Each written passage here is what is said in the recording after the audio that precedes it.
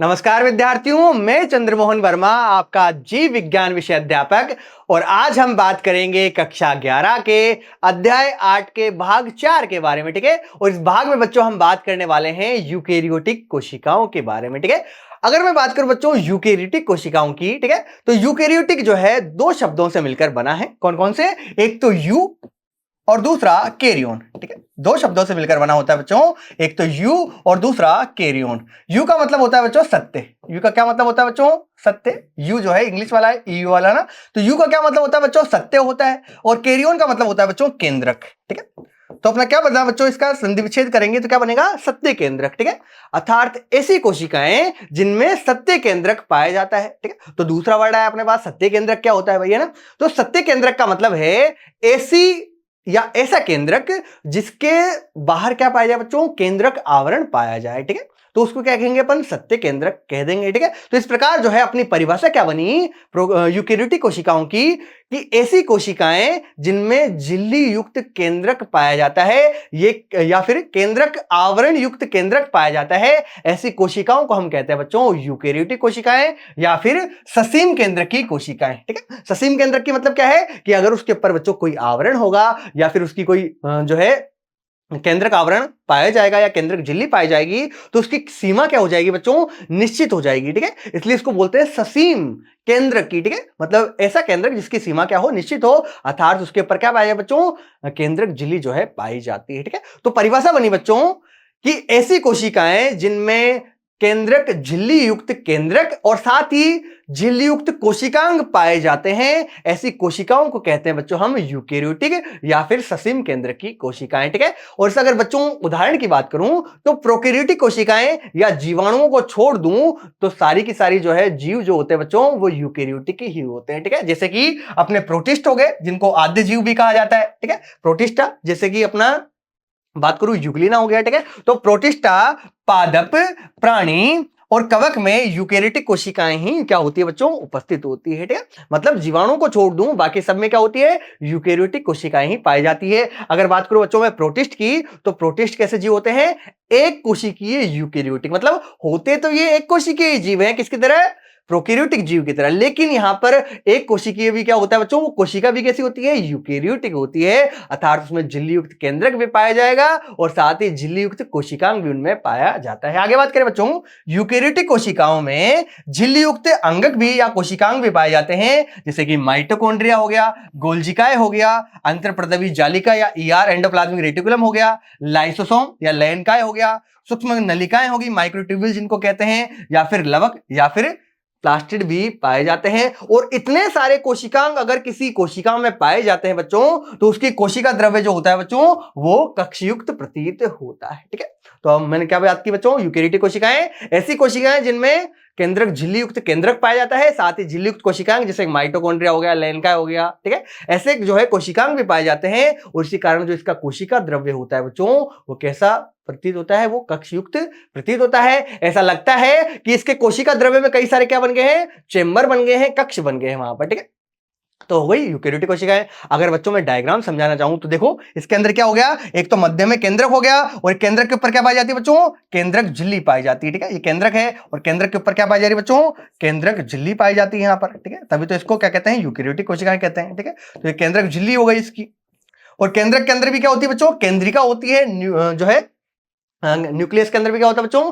केंद्रिका पाई जाती है, न्यूक्लियस जिसको बोलते हैं अपन। इसके साथ यहाँ पर सूक्ष्मांकुर भी पाए जाते हैं, पुटिकाएं हो गई, तारकाएं या सेंट्रोसोम हो गया बच्चों। ठीक है, माइटोकॉन्ड्रिया भी पाया जा रहा है, सूक्ष्म नलिकाएं भी हो रही है। ठीक है, कोशिका द्रव्य है इसका। इसकी बात करो बच्चों, ये सब बाहर की तरफ क्या है? कोशिका झिल्ली है यहाँ पर। ठीक है, यहाँ पे कोशिका भित्ति उपस्थित नहीं है। ठीक है, तो इस आधार पर आप कह सकते हो कि सबसे बाहर की तरफ क्या है? यहाँ पे कोशिका झिल्ली पाई जा रही है। ठीक है, यहाँ पर कोई कोशिका भित्ति उपस्थित नहीं है, साथ ही यहाँ पर तारकाएं भी पाया जा रहा है। ठीक है, तो इस आधार पर आप कह सकते हो कि ये डायग्राम जो है किसका है? ये प्राणी कोशिका या जंतु कोशिका का क्या है बच्चों? चित्र है। ठीक है, कैसे बचाना? एक तारक काय को देख करके। ठीक है, अगर ये पादप कोशिका होती है बच्चों तो सबसे बाहर की तरफ क्या होती है? एक तो कोशिका भित्ति होती है और साथ में यहाँ पर रिक्तिका भी पाई जाती है, लेकिन ये दोनों संरचनाएं नहीं है। तो इस आधार पर अपन क्या कह सकते हैं कि ये किसका डायग्राम दिया हुआ है बच्चों? ये प्राणी कोशिका या फिर जंतु कोशिका का डायग्राम दिया होता है। और हमें पता है कि प्राणी कोशिकाओं में कैसी कोशिकाएं होती है? यूकेरियोटिक कोशिकाएं ही होती है। आगे देखिए, झिल्ली में केंद्रक आवरण युक्त व्यवस्थित केंद्रक जो है उपस्थित होता है। ठीक है, मतलब इसका केंद्रक क्या होता है बच्चों, झिल्ली में होता है या केंद्रक झिल्ली युक्त होता है। आगे देखिए, केंद्रक में गुणसूत्र उपस्थित होते हैं। ठीक है, केंद्रक में क्या पाए जाते हैं बच्चों, गुणसूत्र पाए जाते हैं। ठीक है, और गुणसूत्र के अंदर क्या होता है बच्चों, डीएनए होता है जो कि आनुवांशिक पदार्थ होता है। एक जो है पीढ़ी से दूसरे पीढ़ी में सूचनाओं को क्या करता है, स्थानांतरित करता है। ठीक है, तो केंद्रक में गुणसूत्र पाए जाते हैं और विभिन्न प्रकार की जटिल गतिकीय और कोशिकीय कंकाल जैसी संरचनाएं भी जो है वो किसमें पाई जाती है बच्चों, यूकेरियोटिक कोशिकाओं के अंदर पाई जाती है। आगे, आनुवांशिक पदार्थ गुणसूत्रों के रूप में व्यवस्थित होते हैं। ठीक है, आनुवांशिक पदार्थ जो होते हैं, मतलब ये कहना चाह रहा है कि डीएनए जो है वो कहां पाए जाते हैं, गुणसूत्र के अंदर ही पाए जाते हैं, जो कि क्या होता है, उसका आनुवांशिक पदार्थ होता है। सभी यूकेरियोटिक कोशिकाएं एक समान नहीं होती है। ठीक है, हम बात करें कि यूकेरियोटिक कोशिकाएं तो सारी एक समान होती होगी, लेकिन ऐसा बच्चों नहीं होता है। यूकेरियोटिक कोशिकाएं भी आपस में क्या दर्शाती है बच्चों, भिन्नता दर्शाती है। अगर बात करूं मैं पादप कोशिकाओं की और जंतु कोशिकाओं की, तो इनके अंदर ही क्या पाए जाते हैं बच्चों, बहुत सारे अंतर पाए जाते हैं। ठीक है, देखिए क्या क्या अंतर होते हैं। यहां पे दोनों कोशिकाएं दी हुई है बच्चों, यहां पर जंतु कोशिकाएं दी हुई है और यहां पर पादप कोशिकाएं दी होती है। ठीक है, सबसे पहले देखते हैं अपन जंतु कोशिका के बारे में। ठीक है, जैसे कि अपन ने पिछला डायग्राम भी देखा था बच्चों, वो भी किसका था, जंतु कोशिका का था। ठीक है, तो यहां पर सबसे बाहर की तरफ क्या होता है बच्चों, यहां पर सबसे बाहर की तरफ जीव द्रव्य झिल्ली पाई जाती है। ठीक है, यहां पर तारककाय जो संरचना होती है बच्चों, ये केवल किसमें पाई जाती है, जंतु कोशिका में ही पाई जाती है। अब हम बात करेंगे जब पादप कोशिका की, तो वहां पर कोई तारककाय या सेंट्रोसोम नहीं होता है। ठीक है, यहां पर पेरोक्सिसोम हो गया बच्चों, लेनकाय हो गए, ये क्या उपस्थित है बच्चों, छोटे छोटे कण दिख रहे होंगे, ये क्या है, राइबोसोम है। ठीक है, ये हो गया इसका माइटोकॉन्ड्रिया। ठीक है, इस प्रकार की संरचना जो है बच्चों, ये क्या है, इसके माइटोकॉन्ड्रिया है, सूत्रकणिकाएं हैं। ठीक है, ये बच्चों यहां पर देखो, जो जालिका होती है अंतर्प्रदेश जालिका, वो दो प्रकार की यहां पर। ठीक है, अगर जिसमें राइबोसोम उपस्थित है बच्चों, वो तो हो गई खुरदरी अंतर्प्रदेश जालिका। ठीक है, और जिसमें राइबोसोम उपस्थित नहीं है बच्चों, जैसे कि यहां पर ये हो गई इसकी चिकनी अंतर्द्रवी जालिका। ठीक है, तो दो प्रकार की अंतर्द्रवी जालिका या एंडोप्लाज्मिक रेटिकुलम यहां पर पाया जाता है। ये इसका बीच में देखो क्या है बच्चों, लगभग बीच में क्या उपस्थित है, केंद्रक उपस्थित है, और केंद्रक के अंदर भी क्या उपस्थित है बच्चों, केंद्रिका उपस्थित है। ठीक है, और केंद्रक जो है झिल्ली से घिरा हुआ है, जिसको क्या बोलते हैं अपन, केंद्रक झिल्ली या केंद्रक आवरण कह रहे हैं। ठीक है, चिकनी अंतर्प्रदेश जालिका की बात कर ली अपन ने। ठीक है, और साथ ही केंद्र के पास में कुछ और जो है वो चिकनी अंतर्प्रदेश जालिका की तरह ही संरचना पाई जाती है, जिनको हम कहते हैं बच्चों गोल्जी उपकरण। क्या कहा जाता है बच्चों, उनको गोल्जी उपकरण कहा जाता है। साथ ही यहां पर जो है प्राणी कोशिकाओं में सूक्ष्म अंकुर भी पाए जाते हैं। ठीक है, अब बात करते हैं बच्चों अपन किसकी, पादप कोशिकाओं की बात करते हैं। ठीक है, देखिए पादप कोशिकाओं में सबसे बाहर की तरफ एक तो क्या होता है बच्चों, यहां पर जो है सबसे बाहर की तरफ पाई जाती है इसकी कोशिका भित्ति। वहां पर जंतु कोशिका में तो क्या थी बच्चों, सबसे बाहर की तरफ क्या थी, कोशिका झिल्ली उपस्थित थी। लेकिन अगर बात करूं किसकी, पादप कोशिका की, तो वहां पर सबसे बाहर की तरफ क्या होती है बच्चों, कोशिका भित्ति पाई जाती है। ठीक है, तो एक तो अंतर ये हो गया कि पादप कोशिका में तो क्या होती है, कोशिका भित्ति होती है, जबकि जंतु कोशिका में सबसे बाहर की ओर कोशिका झिल्ली पाई जाती है। आगे देखिए, कोशिका झिल्ली हो गई, यहां पर क्या पाई जाती है, लगभग मध्यम है। ठीक है, ये इसके अधिकतर भाग को घेरे हुए क्या पाई जाती है बच्चों, एक वैक्यूल या फिर रसधानी पाई जाती है, जबकि जंतु कोशिका में कोई रसधानी नहीं होती। ठीक है, आगे देखिए, इसमें भी केंद्रक जो है, केंद्रक यहाँ पे क्या होता है बच्चों, एक किनारे की ओर व्यवस्थित होता है, एक साइड में होता है। ठीक है, वहां पर क्या था, लगभग बीच में उपस्थित था। और केंद्रक के अंदर यहाँ पर भी केंद्रिका होगी, न्यूक्लियस होगा, और केंद्रक जो है केंद्रक आवरण से यहाँ पर घिरा हुआ होगा। ठीक है, यहाँ पे भी दोनों प्रकार की अंतर्द्रव्य जालिका होगी। ठीक है, खुरदरी भी होती है और साथ ही यहाँ पर दूसरे प्रकार की कौन सी थी, चिकनी भी होती है। ठीक है, खुरदरी और चिकनी दोनों प्रकार की होती है, ये चिकनी हो गई बच्चों। ठीक है, और साथ ही यहाँ पर क्या है बच्चों, ये जीव द्रव्य तंतु है, जो इसकी जीव द्रव्य झिल्ली के आसपास पाए जा रहे हैं। सूक्ष्म नलिका, माइक्रोट्यूब्यूल्स भी यहाँ पर, एक्टिन तंतु भी है यहाँ पर, मध्यवर्ती तंतु भी पाए जाते हैं बच्चों यहाँ पर। अगर बात करें पेरोक्सोम, वहां पर भी थे, यहाँ पर भी है। कोशिका द्रव्य दोनों में पाया जाता है।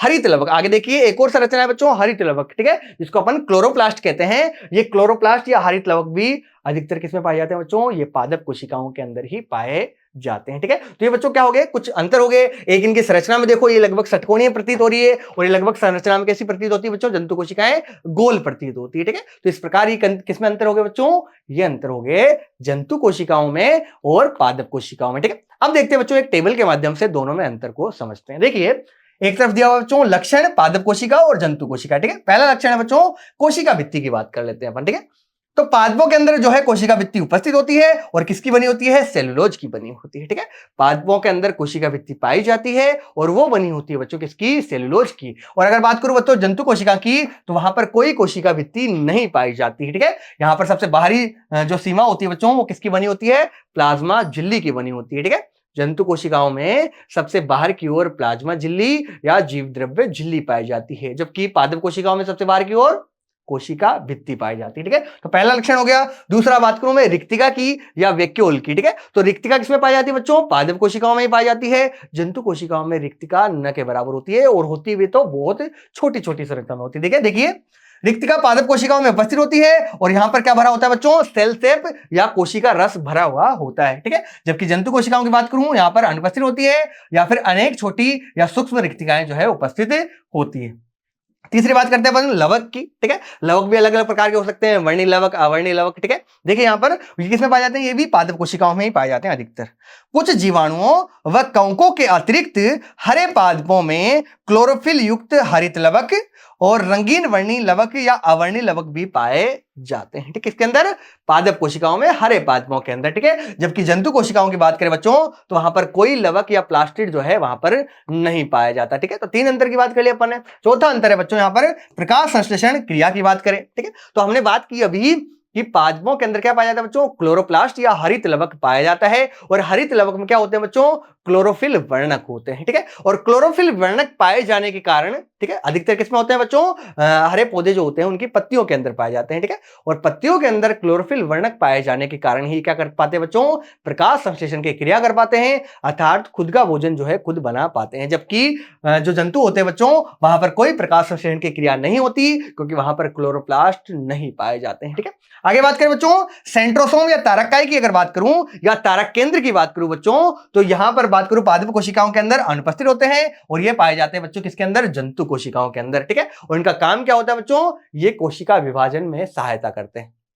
कौन? तारककाय या फिर तारक केंद्र जो होते हैं कोशिका विभाजन के समय क्या बनाते हैं बच्चों? ये तर्कुतंतु बनाते हैं और इस प्रकार जो है कोशिका विभाजन में क्या होते हैं बच्चों? सहायक होते हैं। जबकि पादप कोशिकाओं में कोई तारककाय या तारक केंद्र जो है नहीं पाए जाते हैं। तो ये अंतर हुए किसके बीच में बच्चों? ये अंतर हुए पादप कोशिका और जंतु कोशिकाओं के बीच में। ठीक है, आगे बात करते हैं बच्चों, देखिए कोशिका झिल्ली की बात करते हैं। सबसे पहले जो यूकेरियोटिक कोशिकाएं होती है बच्चों उसके अंदर बात करते हैं अपन किसकी? कोशिका झिल्ली की। ठीक है, कोशिका झिल्ली जो है बहुत महत्वपूर्ण संरचना होती है किसी भी कोशिका की। ठीक है, और ये कोशिका झिल्ली बच्चों प्रोकैरियोटिक कोशिकाओं में भी पाई जाती है, यूकेरियोटिक कोशिकाओं में भी पाई जाती है। दोनों में क्या होती है बच्चों? कॉमन होती है। ठीक है, और लगभग दोनों के अंदर ही संरचनाएं भी क्या होती है बच्चों? इनकी समान होती है। और किसकी बनी होती है? ये बनी होती है बच्चों लिपिड और प्रोटीन की या फिर लाइपोप्रोटीन की। देखिए प्रत्येक कोशिका एक महीन या बारीक जो होती है बिल्कुल पतली सी झिल्ली द्वारा परिबद्ध होती है। ठीक है, जिसको हम क्या कहते हैं बच्चों?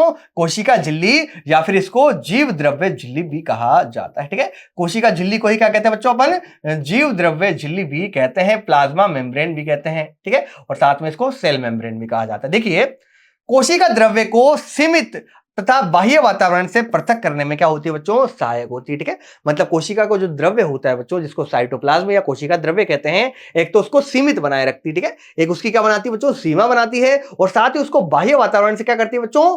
अलग बनाए रखती है उसको। ठीक है, मतलब बाह्य वातावरण अलग और कोशिका का जो कोशिका द्रव्य होता है उन दोनों के बीच में एक सीमा का काम करती है। कौन? कोशिका झिल्ली या फिर सेल मेम्ब्रेन। ठीक है, आगे बात करें बच्चों वर्ष 1950 के इलेक्ट्रॉन सूक्ष्मदर्शी की खोज के पश्चात। ठीक है, मतलब एक तो ये क्वेश्चन हो गया अपना, ठीक है, कि इलेक्ट्रॉन सूक्ष्मदर्शी की खोज कब हुई? 1950 के अंदर। ठीक है, तो इसके बाद में जो है कोशिका झिल्ली की विस्तृत संरचना का अध्ययन जो है वो संभव हो पाया। ठीक है, कब? 1950 के बाद में। और 1950 के बाद में क्यों बच्चों? क्योंकि उस टाइम पे जो है सूक्ष्मदर्शी की खोज हो चुकी थी और हमको पता है बच्चों एक कोशिका जो है बहुत छोटी होती है, उसको नग्न आंखों से देखा नहीं जा सकता। ठीक है, तो इस दौरान जो है कई प्रकार की जो है सूक्ष्मदर्शी की खोज हुई, इलेक्ट्रॉन माइक्रोस्कोप आई, फेज कॉन्ट्रास्ट माइक्रोस्कोप आई और उसके आने के बाद में बच्चों कोशिका झिल्ली का जो संरचना का अध्ययन है बच्चों वो क्या हो पाया? संभव हो पाया। आगे देखिए मनुष्य की लाल रक्त कणिकाओं या फिर आरबीसी की अगर बात करूं बच्चों तो इसकी कोशिका झिल्ली के रासायनिक अध्ययन के बाद जीवद्रव्य झिल्ली की संभावित संरचनाओं के बारे में क्या हुई बच्चों? जानकारी प्राप्त हुई। ठीक है, मतलब सबसे पहले किसका अध्ययन किया गया था? मनुष्य की आरबीसी या लाल रक्त कणिकाओं का ही क्या किया गया था बच्चों? अध्ययन किया गया था। आगे देखिए कोशिका झिल्ली मुख्यतः किसकी बनी होती है? लिपिड और प्रोटीन की बनी होती है, और कभी कभी आपको ये वर्ड भी दिखेगा लाइपोप्रोटीन, ठीक है। लिपिड और प्रोटीन को दोनों को मिलाकर के क्या हो गया बच्चों? लाइपोप्रोटीन, ठीक है। तो कोशिका झिल्ली या जीव द्रव्य झिल्ली जो होती है बच्चों, किसी भी कोशिका की किसकी बनी होती है? लिपिड और प्रोटीन से मिलकर बनी होती है, और दोनों को मिलाकर के हम क्या कह सकते हैं बच्चों? लाइपोप्रोटीन भी कह सकते हैं। आगे देखिए, इसमें जो लिपिड होता है बच्चों, ठीक है, अगर मैं बात करूं इसके अंदर क्या होता है? लिपिड और प्रोटीन होता है, ठीक है। तो अगर बात करूं बच्चों लिपिड की, पहले बात कर लेता हूं लिपिड की, तो यहां पर लिपिड जो होता है बच्चों वो कौन सा होता है? फोस्फोलिपिड होता है, ठीक है। और फोस्फोलिपिड क्या होता है? ऐसा लिपिड जिसकी संरचना में फोस्फेट भी पाए जाते हों, ठीक है, उसको क्या कह देंगे? फोस्फोलिपिड कह देंगे, ठीक है। तो अगर बात करूं कोशिका झिल्ली के अंदर कौन से प्रकार का लिपिड पाया जाता है, तो वो होता है बच्चों फोस्फोलिपिड। कौन सा होता है? फोस्फोलिपिड वहां पर पाया जाता है, ठीक है। और प्रोटीन की बात करूं बच्चों, तो प्रोटीन भी वहां पर दो प्रकार के पाए जाते हैं। एक जो है परिधि पर पाए जाएंगे, उसको तो क्या कह देंगे अपन? परिधीय प्रोटीन। और जो है एक बीच बीच में पाए जाते हैं बच्चों, जिनको कहा जाता है अंगभूत प्रोटीन, ठीक है। तो यहां पर लिपिड और प्रोटीन होते हैं, ठीक। लिपिड की बात कर ली, फोस्फोलिपिड, और ये जो है फोस्फोलिपिड बच्चों दो सतहों में व्यवस्थित होता है, ठीक है। इस प्रकार जो है इनकी संरचना होती है।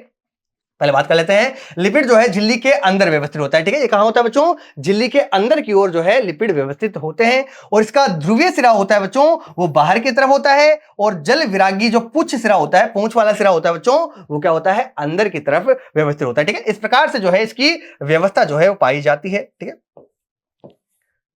ये सिर तो हो गया, ठीक है। ये क्या हो गया? बाहर की तरफ। और इसकी जो पूंछ होती है बच्चों, जो कि जल विरागी होती है, वो क्या होती है बच्चों? अंदर की तरफ होती है, ठीक है। तो इस प्रकार जो है फोस्फोलिपिड की संरचना है बच्चों। फोस्फोलिपिड में दो जो है समूह है यहां पर, ठीक है। एक तो क्या है इसका जो कि वसीय अम्ल का बना होता है, वो तो क्या होता है? इसका सिर होता है, ठीक है, जो कि क्या होता है? जल रागी होता है, जल स्नेही होता है, जो तो बाहर की तरफ होता है। इसका सिर तो क्या होता है बच्चों? बाहर की तरफ होता है, और इसका जो ध्रुवीय सिरा होता है या पूंछ जो होती है बच्चों, जो कि कैसी होती है? वो होती है जल विरागी, ठीक है। और वो जल विरागी सिरा कहां होता है बच्चों? अंदर की तरफ होता है। यही तो लिखा हुआ है, देखिए, ध्रुवीय सिरा बाहर की तरफ, ठीक है, या फिर इसका सिर जो होता है, ठीक है, ध्रुवीय सिर जो होता है बच्चों इसका बाहर की तरफ होता है, जो कि जल रागी होता है, और जल विरागी जो पुच्छ सिरा होता है या टेल जो होती है बच्चों, उसकी अंदर की तरफ होती है, ठीक है। तो यहाँ पर दो संरचनाओं के बारे में याद रखना है, ठीक है। फोस्फोलिपिड में दो होती है, एक जो सिर होता है बच्चों, जो कि कैसा होता है? जलरागी होता है, वो बाहर की तरफ व्यवस्थित होता है, और जो इसका जो पुंछ सिरा होता है बच्चों, जो कि कैसा होता है? जलविरागी होता है, वो अंदर की तरफ व्यवस्थित होता है, ठीक है। जैसे इस प्रकार जो है इस डायग्राम के द्वारा हम और अच्छे से समझ सकते हैं बच्चों। देखिए यहाँ पर जो इसका सिर है, ठीक है, जो कि कैसा होता है बच्चों? जलरागी होता है। कैसा होता है? जलरागी होता है, जल स्नेही होता है। वो तो क्या होता है बच्चों? बाहर की तरफ होता है। और जो इसकी पूंछ होती है बच्चों, वो पूंछ कहां होती है बच्चों? अंदर की तरफ होती है। कहां होती है?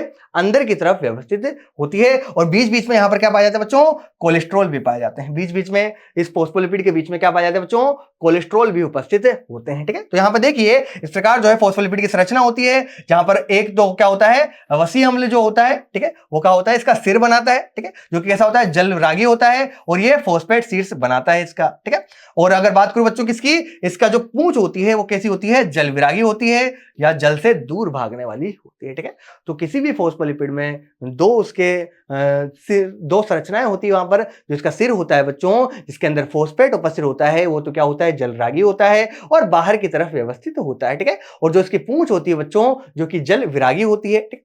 सिर तो कैसा होता है? जलरागी होता है, और जो पूंछ जो होती है बच्चों की, जो कि जल विरागी प्रकार की होती है, वो अंदर की तरफ व्यवस्थित होती है, ठीक है। आगे देखते हैं बच्चों, फोस्फोलिपिड की व्यवस्था यह सुनिश्चित करती है कि संतृप्त हाइड्रोकार्बन से निर्मित अध्रुवीय पुच्छ जलीय वातावरण से सुरक्षित रहती है, ठीक है। मतलब ये व्यवस्था जो होती है किसकी? फोस्फोलिपिड की, जिसमें क्या होता है बच्चों? सिर तो बाहर की तरफ, और जो इसका जो क्या बोलते हैं संतृप्त हाइड्रोकार्बन जो होता है बच्चों, या पूंछ सिरा जो होता है, वो अंदर की तरफ होता है, ठीक है। ये क्या सुनिश्चित करता है कि हाइड्रोकार्बन से निर्मित जो अध्रुवीय पूंछ है वो जलीय वातावरण से क्या रहे बच्चों? सुरक्षित रहे, और अंदर की तरफ रहेगी बच्चों, तो हमको पता है कि वो जल से क्या रहेगी? सुरक्षित रहेगी, ठीक है। तो ये इस प्रकार जो है इसके अंदर जो जल विरागी सिरा होता है या इसकी पूंछ जो होती है बच्चों, वो अंदर की तरफ व्यवस्थित होती है, जल से बचने के कारण, सुरक्षा का। आगे देखिए, फोस्फोलिपिड झिल्ली में कोलेस्ट्रॉल भी पाया जाता है, हमने बात की थी अभी, ठीक है। फोस्फोलिपिड के बीच बीच में क्या पाया जाता है बच्चों? कोलेस्ट्रॉल भी वहां पर उपस्थित होते हैं। आगे देखिए, जैव रासायनिक अनुसंधानों से स्पष्ट हुआ कि कोशिका झिल्ली में प्रोटीन और कार्बोहाइड्रेट भी पाए जाते हैं। फॉस्फोलिपिड के साथ साथ वहां पर क्या पाए जाते हैं बच्चों? प्रोटीन और कार्बोहाइड्रेट भी पाए जाते हैं। ये किससे सुनिश्चित हुआ बच्चों? ये हुआ जैव रासायनिक अनुसंधानों से या फिर बायोकेमिकल रिसर्च जो है ये जो है पता चला। यहाँ पर कोशिका झिल्ली में केवल फॉस्फोलिपिड ही नहीं होते बच्चों, वहां पर प्रोटीन भी होते हैं और साथ ही वहां पर कार्बोहाइड्रेट भी पाए जाते हैं। ठीक है, विभिन्न कोशिकाओं में प्रोटीन और लिपिड का अनुपात जो है बच्चों वो क्या हो सकता है? भिन्न भिन्न प्रकार का हो सकता है। जैसे अगर बात करूं बच्चों मानव की आरबीसी की या इरिथ्रोसाइट की अगर बात करूं तो वहां पे देखिए मनुष्य की रुधिराणु या इरिथ्रोसाइट या फिर आरबीसी, ठीक है, इसी को कहा जाता है आरबीसी भी कहा जाता है। इसकी झिल्ली में लगभग 52% तो प्रोटीन होता है और 40% क्या होता है बच्चों? लिपिड होता है। ठीक है, अर्थात ज्यादा कौन सा है? ज्यादा तो प्रोटीन ही यहां पर। ठीक है, कितना है? लगभग 52% है। ठीक है, 52% है। और अगर बात करूं बच्चों लिपिड की तो कितना है बच्चों?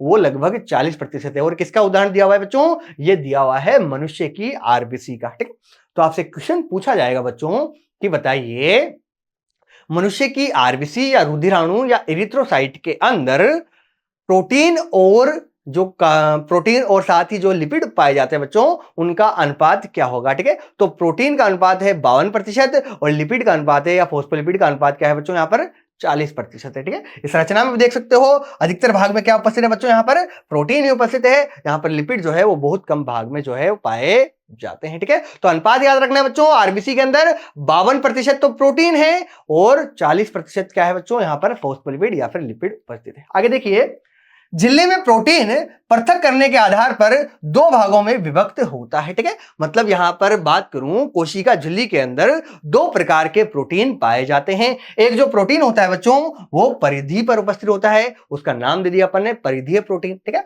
तो एक तो यहां पर परिधीय या फिर पेरिफेरल प्रोटीन होते हैं बच्चों जो सतह पर या फिर परिधि पर पाए जाते हैं। ठीक है, तो झिल्ली की सतह पर पाए जाने वाले प्रोटीन तो कौन से हो गए? परिधीय प्रोटीन हो गए। और दूसरे प्रोटीन क्या होते हैं बच्चों? झिल्ली के बीच में धसे रहते हैं, वो आंशिक रूप से भी धसे हो सकते हैं और पूर्ण रूप से भी धसे हो सकते हैं। ठीक है, और ऐसे प्रोटीन को कहते हैं बच्चों समाकलित या फिर अंगभूत प्रोटीन। ठीक है, और इंग्लिश में कहा जाता है बच्चों इंटीग्रल प्रोटीन। क्या कहा जाता है बच्चों? इंटीग्रल प्रोटीन कहा जाता है इंग्लिश के अंदर। ठीक है, तो समाकलित या अंगभूत प्रोटीन जो होते हैं वो आंशिक या पूर्ण रूप से झिल्ली के अंदर धसे हुए पाए जाते हैं। ठीक है, तो दो प्रकार के प्रोटीन हो गए, एक जो सतह पर पाए जाएंगे उनको तो कहेंगे अपन परिधीय प्रोटीन, और एक जो कोशिका झिल्ली के बीच में आंशिक या पूर्ण रूप से धसे होंगे उनको कहते हैं अपन अंगभूत प्रोटीन या फिर समाकलित प्रोटीन। इंग्लिश में कहा जाता है बच्चों इंटीग्रल प्रोटीन और दूसरे को पेरिफेरल प्रोटीन। ठीक है, अब बात करते हैं बच्चों एक नमूना दिया गया कोशिका झिल्ली की संरचना को समझने के लिए। ठीक है,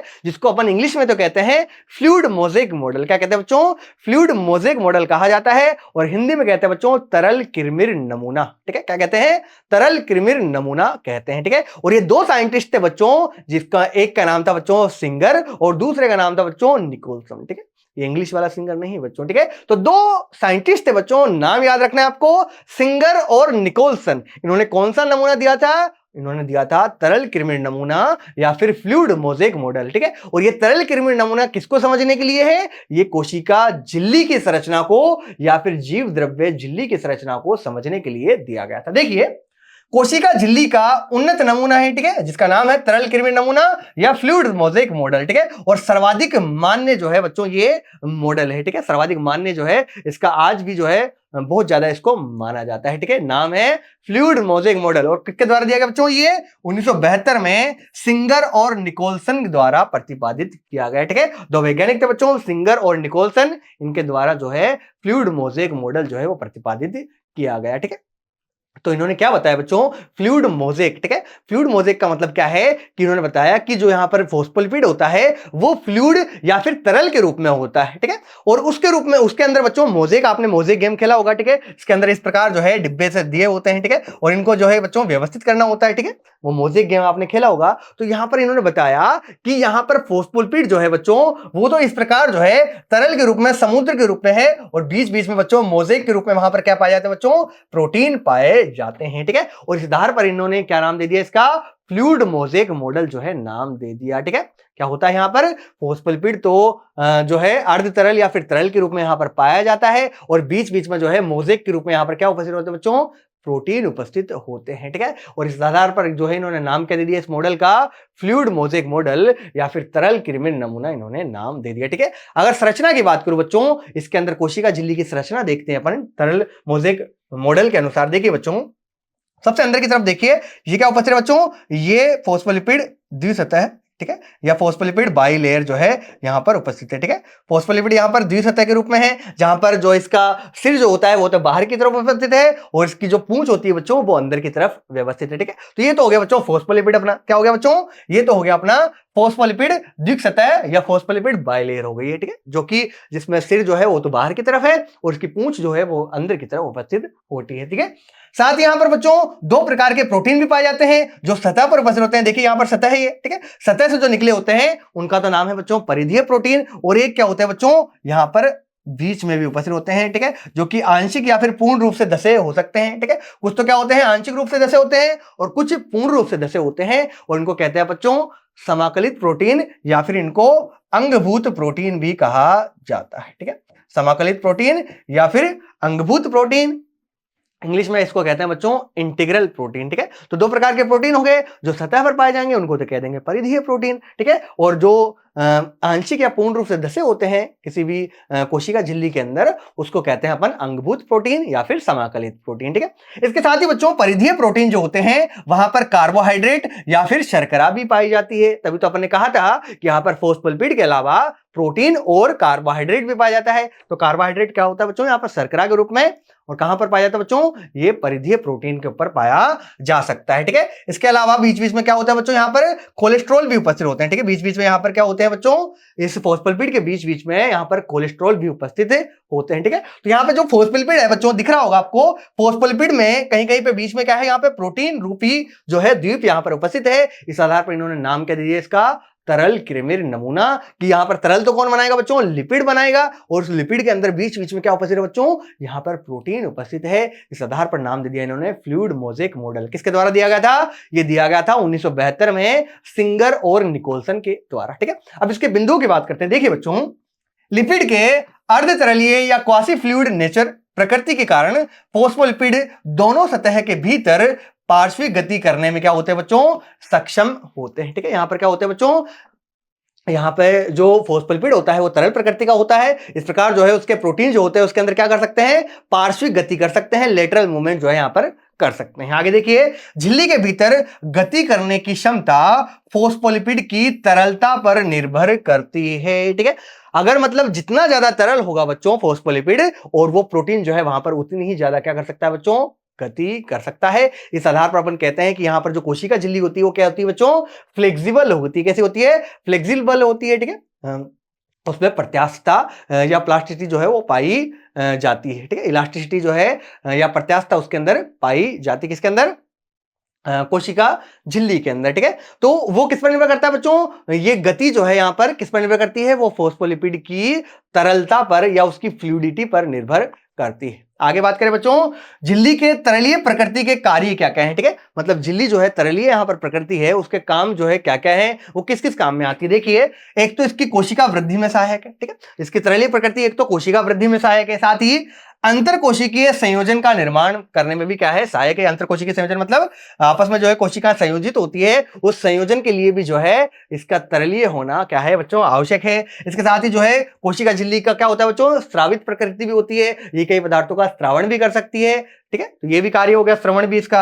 अंतर कोशिका मतलब क्या है कि बाहरी पदार्थों को कोशिका द्वारा अंदर अंतर्ग्रहण करना, ठीक है। कोई भी पदार्थ जो है बाहर से आएगा वो कहां से आएगा बच्चों, कोशिका झिल्ली से होकर ही आएगा, ठीक है, और इसको कहते हैं अपन एंडोसाइटोसिस या फिर अंतर्ग्रहण, ठीक है। तो ये अंतर्ग्रहण जो होता है बच्चों, ये भी कोशिका झिल्ली के द्वारा ही होता है। साथ ही कोशिका विभाजन में भी क्या होती है बच्चों, कोशिका झिल्ली आवश्यक होती है। तो ये सारे काम जो है बच्चों किसके द्वारा किए जाते हैं, कोशिका झिल्ली के द्वारा किए जाते हैं, और उसकी तरलीय प्रकृति के द्वारा किए जाते हैं। आगे देखिए, जीव द्रव्य झिल्ली का महत्वपूर्ण कार्य क्या है बच्चों, ये चयनात्मक झिल्ली की तरह कार्य करती है, ठीक है, मतलब इससे जो चयनित पदार्थ है वही जो है इससे आर पार हो पाते हैं, बाकी के लिए क्या होती है बच्चों, ये अपारगम्य होती है। आगे देखिए, पदार्थों या अणुओं का परिवहन भी इसका क्या है, महत्वपूर्ण कार्य है, ठीक है। एक तो क्या होती है बच्चों, पदार्थों के लिए चयनात्मक पारगम्य होती है, या कुछ पदार्थों के लिए तो पारगम्य होती है और कुछ के लिए अपारगम्य होती है, ठीक है। इसके साथ यहां पर ये क्या करती है बच्चों, पदार्थों का परिवहन या उनका ट्रांसपोर्ट भी करती है। ठीक है, बहुत ही महत्वपूर्ण कार्य बच्चों ये। क्या जो प्लाज्मा झिल्ली होती है बच्चों, उसका काम है पदार्थों का ट्रांसपोर्ट करना, उनका परिवहन करना। ठीक है, और ये परिवहन बच्चों दो प्रकार से हो सकता है, निष्क्रिय परिवहन और सक्रिय परिवहन। ठीक है, पहले बता देता हूं क्या होते हैं दोनों, और फिर अपन जो है एक एक करके बात करेंगे। ठीक है, अगर बात करूं बच्चों निष्क्रिय परिवहन की, ठीक है, तो ऐसा परिवहन जिसमें ऊर्जा की आवश्यकता न हो। ठीक है, अर्थात पदार्थों का गमन अपनी उच्च सांद्रता से निम्न सांद्रता की ओर हो, तो उसको कहेंगे अपन निष्क्रिय परिवहन। ठीक है, और इसकी विधि होती है बच्चों विसरण। क्या होती है बच्चों, विसरण विधि की बात करेंगे इसके अंदर। किसमें, निष्क्रिय परिवहन में। इसमें क्या होता है, पदार्थों का उच्च सांद्रता से निम्न सांद्रता की ओर गमन होता है और इसमें ऊर्जा की आवश्यकता नहीं होती है। ठीक है, अगर बात करो बच्चों सक्रिय परिवहन की या सक्रिय अभिगमन की, तो वहां पे क्या होता है बच्चों, एक तो ऊर्जा की आवश्यकता होती है और पदार्थों का गमन अपनी निम्न सांद्रता से उच्च सांद्रता की ओर होता है। ठीक है, और किसी भी चीज को नीचे से ऊपर जाने में बच्चों जोर तो लगेगा। ठीक है, और जोर लगेगा तो ये जोर के लिए क्या आवश्यकता होगी बच्चों, ऊर्जा की आवश्यकता होगी। तो सक्रिय परिवहन में ऊर्जा की आवश्यकता होती है, निष्क्रिय परिवहन में ऊर्जा की आवश्यकता नहीं होती है। निष्क्रिय परिवहन में पदार्थों का गमन उच्च से निम्न सांद्रता की ओर होता है और सक्रिय परिवहन में निम्न से उच्च सांद्रता की ओर होता है। ठीक है, तो इतना पता चल गया। अब बात करते हैं सबसे पहले अपन निष्क्रिय परिवहन के बारे में। देखिए पैसिव ट्रांसपोर्ट की अगर बात करूं या निष्क्रिय परिवहन की बात करूं, तो यहां पर ऊर्जा की आवश्यकता बच्चों नहीं होती है। ठीक है, इसमें पहली विधि बच्चों अपनी विसरण या डिफ्यूजन जिसको कहा जाता है। ठीक है, किसी भी पदार्थ का अपनी उच्च सांद्रता से निम्न सांद्रता की ओर अर्धपारगम्य झिल्ली से गमित होना क्या कहलाता है बच्चों, वो कहलाता है विसरण या फिर डिफ्यूजन। देखिए विभिन्न प्रकार के आयन कोशिका कला के या कोशिका झिल्ली के द्वारा अपने अधिक सांद्रता से कम सांद्रता की ओर गमित होते हैं और इस विधि को क्या कहा जाता है बच्चों, इसको कहते हैं अपन विसरण या फिर डिफ्यूजन, या इसको कई बार साधारण विसरण भी कह दिया जाता है। ठीक है, या सरल विसरण भी कह दिया जाता है। और इसकी गति जो है बच्चों, ये रासायनिक और विद्युत प्रवणता पर बच्चों क्या करती है, निर्भर करती है। ठीक है, ये उच्च सांद्रता से निम्न सांद्रता की ओर गमन रासायनिक और विद्युत प्रवणता पर क्या करती है बच्चों, निर्भर करती है। दूसरा बच्चों, दूसरी विधि है यहां पर निष्क्रिय परिवहन के अंदर ही परासरण जिसका नाम है। ठीक है, अगर विसरण द्वारा बच्चों उच्च सांद्रता से निम्न सांद्रता की ओर किसी विलायक का, जैसे कि जल मान लो, ठीक है, जल का अगर गमन हो बच्चों, तो उसको क्या कह देंगे अपन, परासरण कह देंगे। देखिए यह भी एक निष्क्रिय परिवहन होता है जो कि विसरण के समतुल्य होता है, विसरण के समान ही होता है। और इस प्रक्रिया में एक विलायक या जल का उच्च सांद्रता से निम्न सांद्रता की ओर चयनात्मक या अर्धपारगम्य झिल्ली के माध्यम से क्या होता है बच्चों, परिवहन होता है। ठीक है, मतलब विसरण ही है एक प्रकार का, लेकिन यहां पर किसी विलायक का या जल का गमन हो रहा है उच्च से निम्न सांद्रता की ओर किसी अर्धपारगम्य झिल्ली में से होकर के। ठीक है, तो किसी विलायक का या जल का गमन होगा विसरण के द्वारा, तो उसको क्या कह देंगे बच्चों, हम परासरण कह देंगे। ठीक है, तो इसको सिंपल भाषा में इस प्रकार भी कहा जाता है कि जल का विसरण द्वारा गमन। ठीक है, जल का विसरण द्वारा गमन जो होता है बच्चों, उसको क्या कह देते हैं अपन, उसको हम परासरण या फिर ओस्मोसिस कह देते हैं। ठीक है, तो एक अपने बात की विसरण की, दूसरी बात की अपन ने ओस्मोसिस की। ठीक है, एक और विधि जो होती है बच्चों जिसको हम कहते हैं सुसाध्य विसरण। ठीक है, ये भी क्या होता है, एक प्रकार का निष्क्रिय परिवहन होता है, इंग्लिश में इसको कहा जाता है फैसिलिटेटेड डिफ्यूजन। ठीक है, ये भी विसरण के समतुल्य होता है, एक प्रकार का विसरण ही होता है बच्चों। ठीक है, लेकिन इसमें क्या होता है, इसके अंदर वाहक प्रोटीन की आवश्यकता होती है। ठीक है, तो पदार्थों का अपनी उच्च सांद्रता से निम्न सांद्रता की ओर गमन, लेकिन वाहक प्रोटीन के द्वारा, वो क्या कहलाएगा बच्चों, वो कहलाएगा सुसाध्य परिवहन। ठीक है, तो एक बात की अपन ने परिवहन की विसरण की। ठीक है, सुसाध्य विसरण कहलाएगा। यहां पर विसरण में क्या होता है बच्चों, कोई वाहक प्रोटीन नहीं होता, ऊर्जा की आवश्यकता नहीं होती और पदार्थों का उच्च से निम्न सांद्रता की ओर गमन होता है। ठीक है, अगर ये गमन जो है विसरण के द्वारा किसका हो, किसी विलायक का, जैसे कि जल का हो, तो उसको परासरण कहेंगे। और तीसरी विधि बच्चों कि अगर विसरण किसके द्वारा हो, वाहक प्रोटीन के द्वारा हो, उसको कहते हैं अपन सुसाध्य विसरण। ठीक है,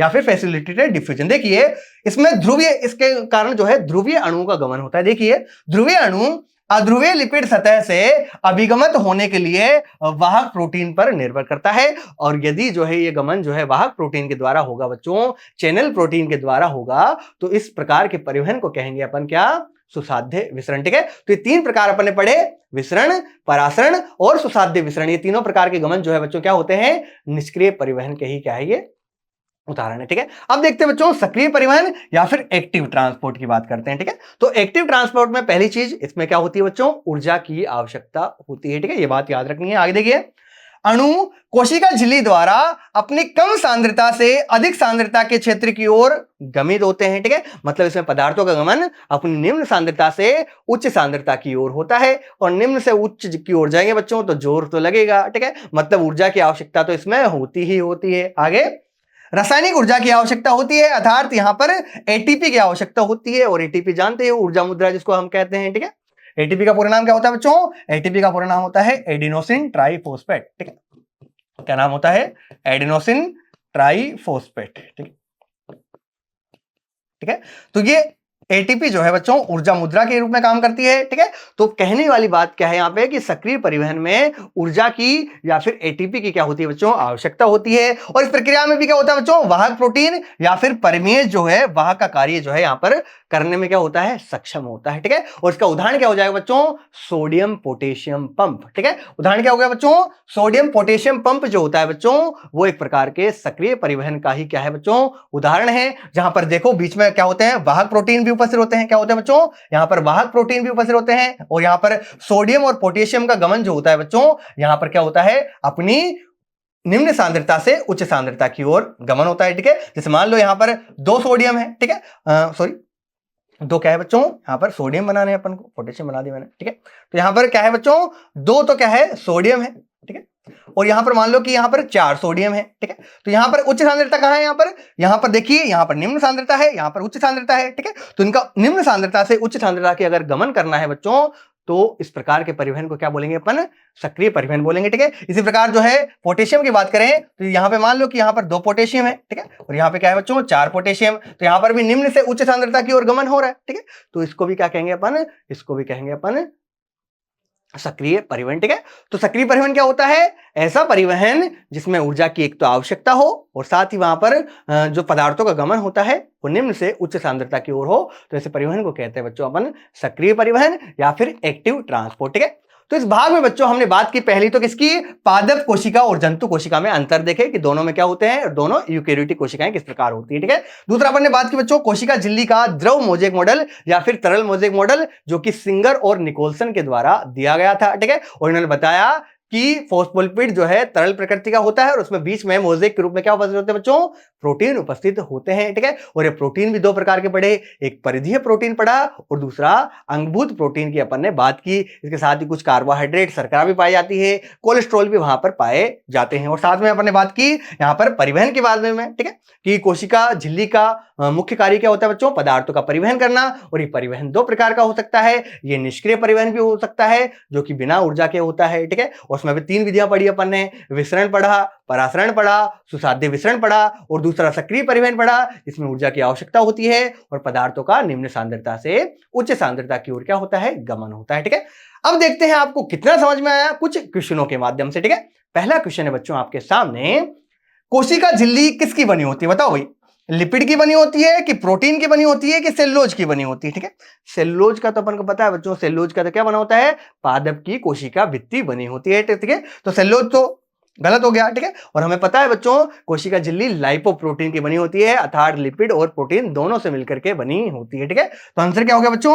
अ और ब दोनों। ठीक है, मतलब कोशिका झिल्ली लिपिड और प्रोटीन दोनों से मिलकर के बनी होती है। ठीक है, अब देखते हैं बच्चों सेकंड क्वेश्चन अपना, कि मनुष्य की लाल रक्त कणिकाओं या आरबीसी की झिल्ली में लगभग मिलता है बच्चों, बताना है अपन को प्रोटीन और जो लिपिड है वो किस अनुपात में मिलता है। ठीक है, पहला ऑप्शन है अपने पास कि 52% प्रोटीन और 40% लिपिड, दूसरा ऑप्शन है 30% प्रोटीन और 20% लिपिड। ठीक है, 20% प्रोटीन और 10% लिपिड, और लास्ट अपना 40% प्रोटीन और 52% लिपिड। ठीक है, तो आंसर जो है देख करके ये पता चल रहा है कि भाई आंसर तो जो है अ और द में से ही एक होगा। ठीक है, अब आपको याद होना चाहिए बच्चों कि कौन ज्यादा होता है कौन कम होता है, तो बताओ प्रोटीन ज्यादा होता है कि फॉस्फोलिपिड ज्यादा होता है? ठीक है, तो ज्यादा तो कौन होता है बच्चों? प्रोटीन ही होता है यहाँ पर। ठीक है, और प्रोटीन कितना होता है? लगभग 52% होता है, और लिपिड यहाँ पर कितना होता है? 40% होता है। तो देखिए ऐसा कौन सा ऑप्शन दिया हुआ है जिसके अंदर प्रोटीन तो 52% है लेकिन लिपिड कौन सा है? लिपिड कितना होता है? 40%। ठीक है,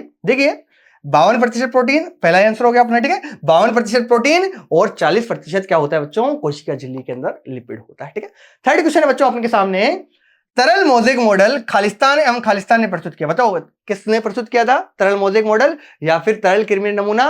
तो दो वैज्ञानिक थे अपने, एक था बच्चों सिंगर, ठीक है, एक तो कौन सा था बच्चों, एक का नाम था बच्चों सिंगर, एक वैज्ञानिक का नाम था बच्चों सिंगर और दूसरे का नाम था बच्चों निकोलसन, ठीक है। तो दो वैज्ञानिक थे बच्चों, एक था सिंगर और दूसरा था निकोलसन, ठीक है। तो इन वैज्ञानिकों ने क्या दिया बच्चों, तरल मोज़ेक मॉडल या फिर फ्लूइड मोज़ेक मॉडल जो है दिया था, ठीक है। सिंगर और निकोलसन ने कब दिया था, 1972 के अंदर, ठीक है। तो आंसर हो गया अपना सिंगर और निकोलसन, ठीक है। नेक्स्ट क्वेश्चन है बच्चों आपके सामने कि झिल्ली में प्रोटीन को पृथक करने के आधार पर खालिस्तान एवं खालिस्तान प्रोटीन होते हैं, ठीक है। बताओ वही कोशिका झिल्ली में दो प्रकार के प्रोटीन पढ़े थे अपन ने, एक का नाम था परिधीय प्रोटीन और दूसरे का नाम था बच्चों अंगभूत या फिर समाकलित प्रोटीन, ठीक है। तो एक का नाम हो गया बच्चों परिधीय प्रोटीन, एक का तो क्या हो गया परिधीय प्रोटीन, ठीक है, और साथ में दूसरा एवं दूसरा कौन सा हो गया, या तो समाकलित बोल सकते हैं उसको, ठीक है, या तो क्या बोल सकते हैं बच्चों समाकलित प्रोटीन भी बोल सकते हैं या फिर अंगभूत प्रोटीन भी उसको कहा जा सकता है, ठीक है। तो दो प्रकार के प्रोटीन होते हैं, परिधीय प्रोटीन जो कि सतह पर पाए जाते हैं और दूसरे प्रोटीन जो कि अंदर की ओर आंशिक या पूर्ण रूप से धसे होते हैं कोशिका झिल्ली के अंदर, उनको अपन कहते हैं समाकलित या फिर अंगभूत प्रोटीन, ठीक है। तो दो प्रकार के प्रोटीन यहां पर पाए जाते हैं। फिफ्थ क्वेश्चन है बच्चों आपके सामने, सत्य सत्य कि sodium potassium pump ion pump जो होता है बच्चों सक्रिय अभिगमन का उदाहरण है, ठीक है। तो बिल्कुल उदाहरण है बच्चों, सक्रिय परिवहन में अपन ने एक ही उदाहरण देखा था, वो देखा था सोडियम पोटेशियम पंप का, ठीक है।